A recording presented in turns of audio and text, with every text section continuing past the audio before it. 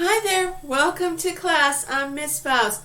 Please make sure, like always, that you have some paper out and a pen or pencil. Today, we're going to have a writing practice. A very short writing practice. No. You're not writing an essay. You're just going to practice writing a paragraph. Okay, a paragraph that consists of more than 5 sentences. We'd like to use that wonderful number 5. It's like a magic number. So the paragraph is 5 sentences, miss? No, not necessarily. You got to understand that when you're writing, you have a point to make. If it takes 8 sentences to make that point, then you write 8-9 sentences. So we like to give out 5 just to make sure that we get some substance. Okay, now we're not saying, here's the point we're going to be discussing, and then there are 1-2 sentences, and I'm going, what? Where's the rest? You haven't made your point. You haven't really explained. Okay? So yes, we need to work on writing paragraphs. Understanding that you may have to write 9 sentences. It happens. Look at books. Are all paragraphs 5 sentences? No, they're not. If you notice, to make a point, sometimes it takes 4, 5, 6, 7 paragraphs to go back to that one sentence that needs to be supported. Okay? So that is what we're practicing today. Let me give you the assignment. Are you ready with paper? Okay, good job. Pen and pencil, fantastic. We are so ready. Let's do it. As I said, a writing practice. So your assignment, there's another board coming, and one after that. Okay, your assignment consists of the following. You're going to write a paragraph of 8 to 10 sentences. 8 to 10. So when you write that one sentence, that very first one, you're going to have plenty of substance, plenty of meat, plenty of evidence, proof, to go back to that one sentence. Okay?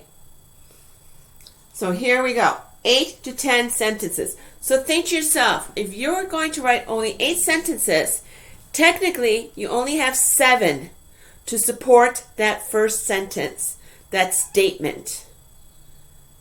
Exactly. This would be what we're talking about here. What cookie do you enjoy eating? And you say, I enjoy eating chocolate chip cookies, period.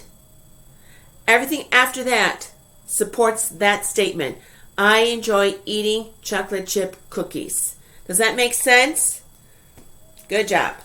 Good job. So write a paragraph of 8 to 10 sentences. Feel free to write more. But I need you to write at least 8. You've got to back up. You've got to support your first sentence, that statement. I enjoy eating chocolate chip cookies. Why? Oh, they're delicious, aren't they? Love the chocolate. And so on and so on and so on. Okay? So you've got to make sure. Did you make the point? Think to yourself. Did you make the point? If you didn't make it in 8 sentences, which is technically 7, because that one goes out, then you need to write another 1, 2, however many. Okay. So write a paragraph of 8 to 10 sentences. Here comes the kicker. Using commas. Notice it says commas. You need to use the comma more than once. Look at the punctuation notes, folks, please. If you're having problems with punctuation, you're thinking, I don't know how to use the comma here, and blah, blah, all that, consult with me. I am only too happy to help you. That is why I'm here. Please get out your punctuation notes so that you can use the punctuation marks correctly. So I need you to use commas. At least one semi, hold on, I'm back. At least one semicolon. Okay? And 1 colon. So that means for the semicolon, you could use it 2-3 times. But I'll need to see it at least 1 time. Whereas the colon, You use it once, you are fine. So in case you're going, oh gosh, Miss Faust, which is which? I know one has a line and one has two. Okay. So when we're talking semicolon, this is what we're talking about, folks. Does that make sense? That's your semicolon. Here's your colon.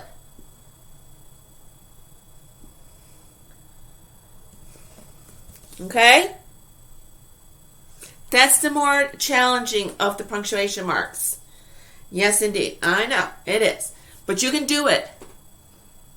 Again, reference the notes. Check back in the videos. Check with me. Okay, so let's do this again. A paragraph of 8 to 10 sentences using commas. So we're talking 2, 3, 4 commas. At least one time the semicolon. And finally, just once the colon. Okay, here's your topic. Please make sure you jot this down. Everyone see that? Here's your topic. Can the older generation learn from the new one? Explain. You are the new generation. In a way, I represent the oh yeah, that's great. The older generation. So can I learn from you? Yes? No? Please don't start your paragraph with, yes, the older generation can learn from the new one. No. Okay, please don't do it that way. Find a way around that. You could start with something such as, nowadays, the older generation has many problems trying to understand technology, period. That's another way of saying, hey, it's harder for that generation. And then you go into the second sentence, you're mentioning how the new generation can help. Okay? Does that make sense? All right, great. So, can the older generation learn from the new one? You, folks, are the new generation. So you might look and say, can my mom and dad, can my guardian learn from me? Because they represent the older generation. And grandparents also, on and on. So if you might say, well, my mom and dad, they're not exactly the older generation. The old generation, it's more like, okay, however you want to look at it. But just remember, you represent the new one. So can you teach your parents, your grandparents, for some of you, even great-grandparents, technology, the new way of driving cars? You know, we're going into electric cars here. You know, GM's going, hey, by this and this year, you're not getting a regular car. You don't have to go and get gas or nothing. It's electric. Okay? So, does that make sense? Come up with proof. I need you to include a title. Remember, Miss Faust loves titles. Please don't call it generation, something like that, or older generation versus new generation. Come up with something more catchy. Okay, so include a title. So once again, 8 to 10 sentences. Using commas. At least one time I need to see that semicolon. So if I see it twice and you're using it correctly, I am going to be happy. I'm going to smile. I'm going to go, yay! Okay. And don't forget the colon. At least once. Here's your topic, your subject, your prompt. Can the older generation learn from the new one? The older generation quite often teaches the new one, doesn't it? Well, it makes sense, doesn't it? The older generation teaches the new one to drive. How to be courteous in difficult situations. How to be respectful. How to make a meal. Okay, but let's turn it around. What about the new generation? So, can the older generation learn from the new one? Explain. Please use a catchy title. Check your spelling.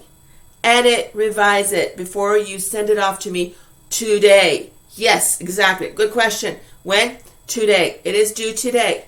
Along with this wonderful question.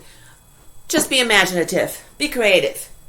If you could ask a wild animal, like a boar or a bear, okay? If you could ask a wild animal any question, what would you ask? Why are you so mean? To the grouchy bear. Okay? If you could ask a wild animal any question, what would you ask? What about that lion that's coming charging at you? So, that is your daily question. Okay? So, let's tackle this one more time. Here is the assignment. If you have any questions whatsoever, probably going, where, Miss Faust, are you? Okay? Then, of course, this. But if you have any questions whatsoever, please contact me. Otherwise, make sure I get that writing practice today. Adverb, remember? Today? Okay. When? Today. That I get it today along with the answer to this wonderful creative question. Okay? All right. So, to wrap up our day, I wish you a wonderful day. Till next time, take care and bye-bye.